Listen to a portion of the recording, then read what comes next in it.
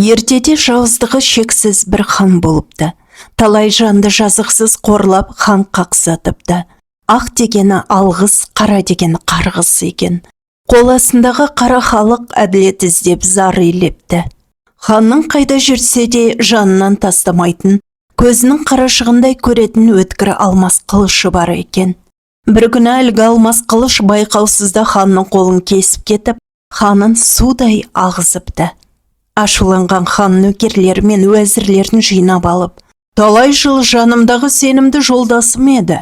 Алмас қылышты тастай салуға көзім қияр емес. Қане, бұған қандай жаза бар депті.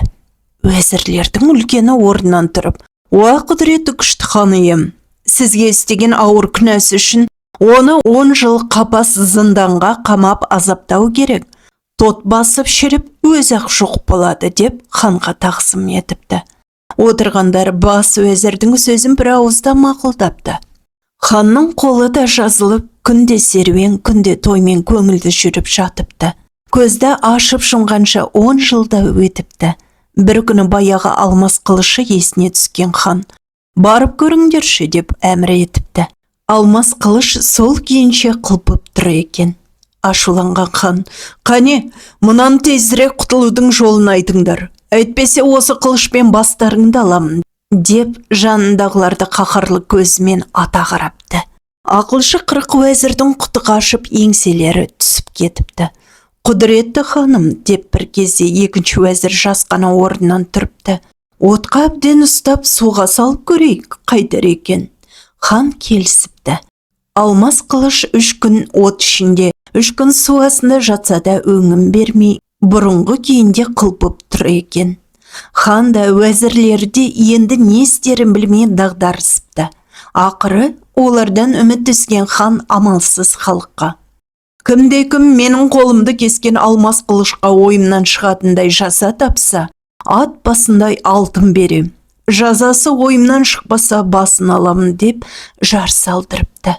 Небір қарны жуан билерде, әншейінде данышпансып, кеуде соққан қасқа бас әкімдерде әрі ойланып, бері ойланып, еш амал таппапты.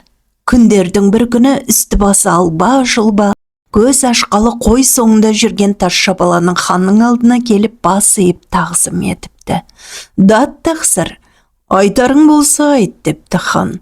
Тазша бала хан алдында жатқан таза құрыштай құйылған өткір алмас қылышқа қарап тұрып, «Құдіретті хан ием, бұның бірден бір жазасы асханаға беріп қара жұмысқа салу» депті.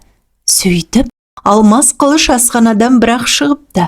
Аспазшылар онымен ет турап, сүйек шауыпты, қамыр кесіпті. Нендей ауыр жұмысқа салса да алмас қылыш бұрынғыдан қалпынан қайтпайды. Қайта күннен күнге шынығып, бұрынғыдан да жарқырай шырайлана түседі. Ашулы хан тазша баланы алдына шақыртып алады. «Мен алдығаның үшін енді сенің басыңды аламын» дейді хан. Тазша бала саспайды. «Уа құдіретті хан ием» дейді тазша бала. «Сіздің алмас қылышыңыз еш қоспасы жоқ таза болаттан құйылған екен. Алмас қылыш қап түбінде жатпайды дегенді білуші ме едіңіз? Болатты жаза кесіп, қорқытам деу ақмақтық. Ол иілмейді, иілсе сынады. Оның бірден бір жазасы сындыру еді. Өйтуге көзім қимады да, азда болса халыққа пайдасы тейсін деп, қара жұмысқа салғаным сол еді. Айтып болдым, ал енді не істесеңіз де ризамын, құрметті хан ием» деп тазша бала хан алдына бас иіпті. Ойланып қалған хан тазша баланы өлтіруге қолы бармай, ат басындай алтын сыйлап шығарып салыпты дейді. Осымен ертегіміз аяқталды.